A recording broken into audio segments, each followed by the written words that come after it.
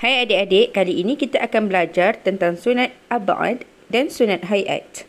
Sunat ab'ad ialah perkara-perkara sunat yang dilakukan semasa solat yang jika kita tertinggal untuk melakukannya, disunatkan untuk melakukan sujud sahwi sebagai ganti.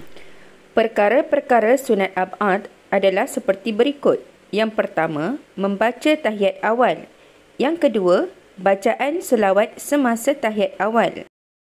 Yang ketiga, bacaan selawat ke atas keluarga Nabi Muhammad SAW semasa bacaan tahiyat akhir.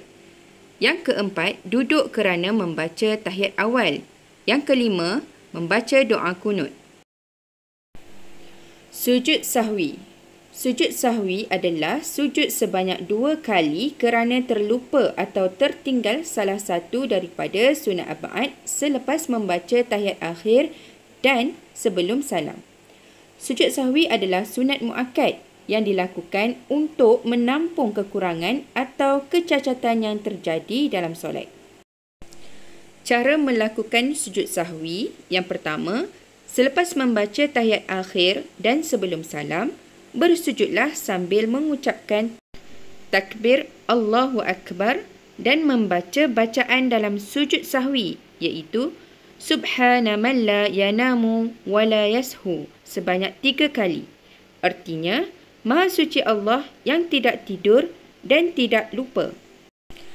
Kedua, duduk antara 2 sujud semula dengan bacaan seperti solat biasa.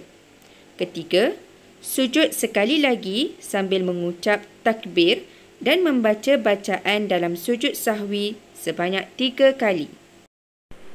Sunat hayat ialah perkara-perkara sunat semasa solat yang jika tertinggal untuk melakukannya tidak perlu dilakukan sujud sahwi.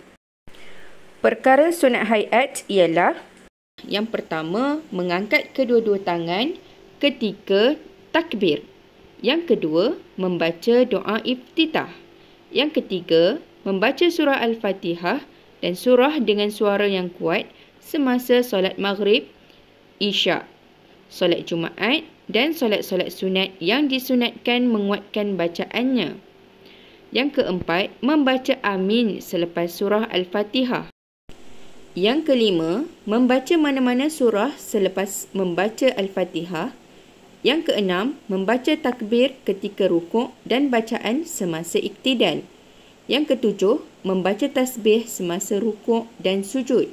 Yang ke-8, duduk iftirash semasa duduk antara 2 sujud dan tahiyat awal. Yang ke-9, duduk tawarruk iaitu duduk semasa tahiyat akhir. Yang ke-10, memberi salam yang kedua. Sekian dulu nota ringkas kita pada hari ini. Jumpa lagi.